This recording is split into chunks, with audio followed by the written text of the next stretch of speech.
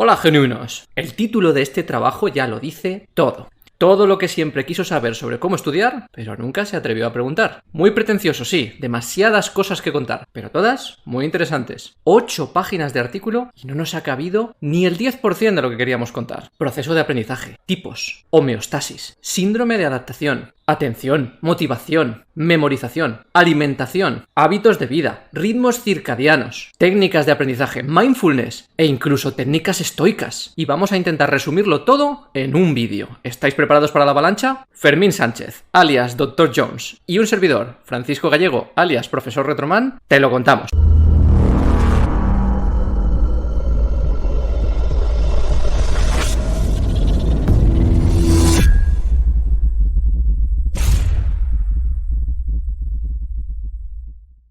Pero antes de empezar a hablar de hábitos y técnicas, Dr. Jones, ¿qué tal si nos cuentas un poco más en profundidad cómo es el proceso de aprendizaje? Buenos días, profesor Retroman.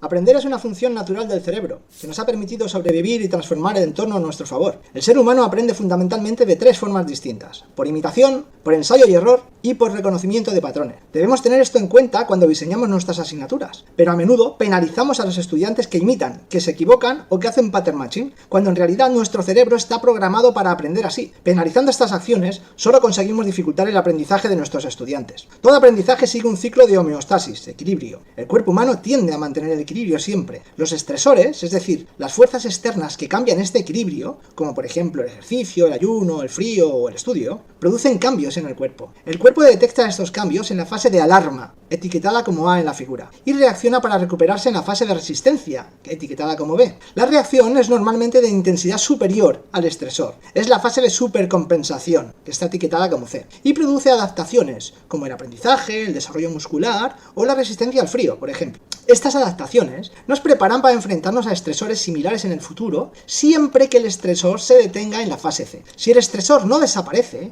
el cuerpo agota sus recursos y pierde las ganancias conseguidas. Es la fase de agotamiento, que está etiquetada como D. Esto puede implicar pérdida de masa muscular, enfermedad o fallo de aprendizaje, por ejemplo. Pero hay otros aspectos que debemos considerar para que se produzca el ciclo de homeostasis. Por ejemplo, es recomendable mantener ciertos hábitos saludables para optimizar el funcionamiento fisiológico y que el proceso de homeostasis se produzca correctamente. Profesor Retroman, ¿qué hábitos permiten optimizar este proceso fisiológico?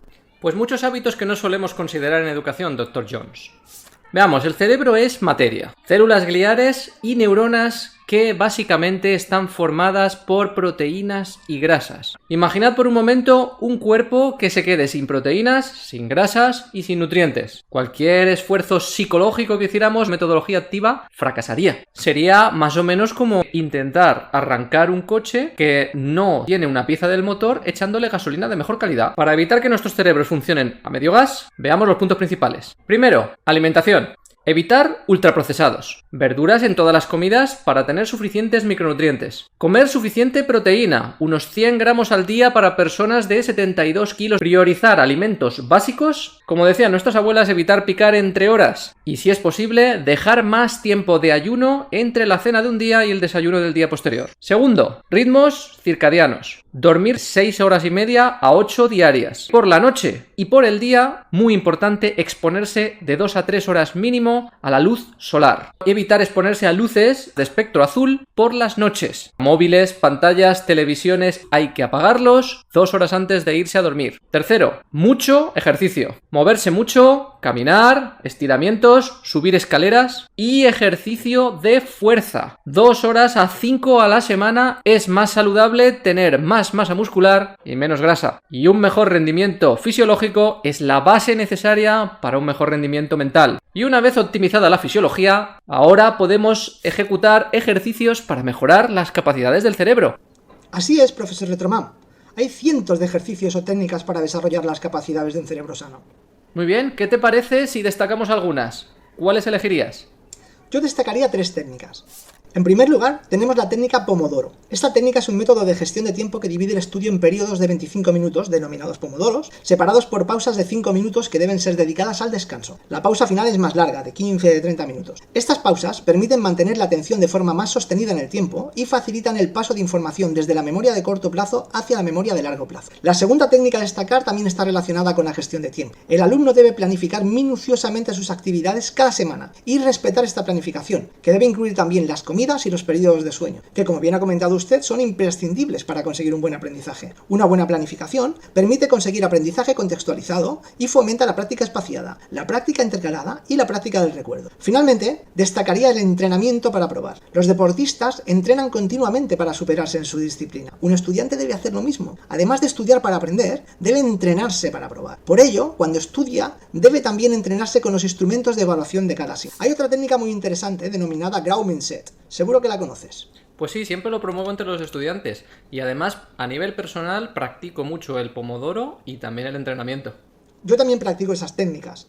De hecho, mi agenda tiene un nivel de planificación exhaustivo y por supuesto reservo el tiempo para comer y para hacer deporte. Por eso mi agenda está siempre echando humo. Pero dime, ¿qué otras técnicas añadirías?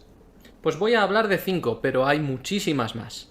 La primera, precisamente, la mentalidad del crecimiento o el growth mindset. Hay que cambiar el verbo ser por el verbo hacer. No somos buenos o malos, sino que hacemos alguna cosa bien o mal. Y por supuesto mejoramos con la práctica. La experiencia es experimentar, equivocarse y aprender. Y además es que los videojuegos funcionan exactamente así. Segundo, el foco de control. Existen 3 tipos de situaciones: las que no dependen de nosotros, como por ejemplo el clima, las que dependen parcialmente de nosotros, como ganar un partido, y las que dependen totalmente de nosotros, como dedicar más horas a estudiar. Hay que aprender a diferenciarlas y focalizar todos nuestros esfuerzos en las que dependen totalmente de nosotros. Tercera técnica, la visualización negativa, que consiste en evitar sobrevalorar eventos negativos, como por ejemplo un suspenso.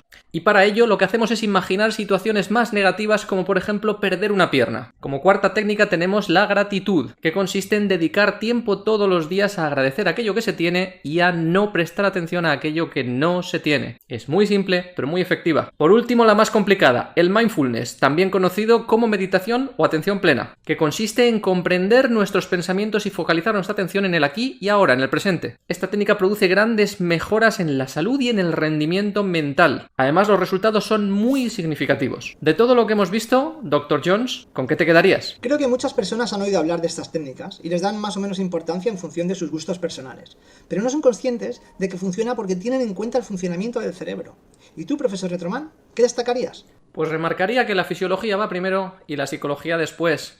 Un músculo malnutrido nunca va a crecer con ejercicio. Lo mismo exactamente es aplicable a nuestros cerebros. Como profesores solemos atacar mucho el aspecto psicológico con contenido y metodologías, pero es muy importante recordar que la fisiología va primero. Bueno, pues parece que vamos a tener que explicarles a los estudiantes cómo tienen que estudiar y por qué. Y no está de menos contárselo también a nuestros compañeros profes.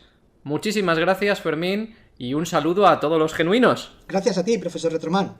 Gracias y saludos, genuinos. Esperamos vuestros comentarios.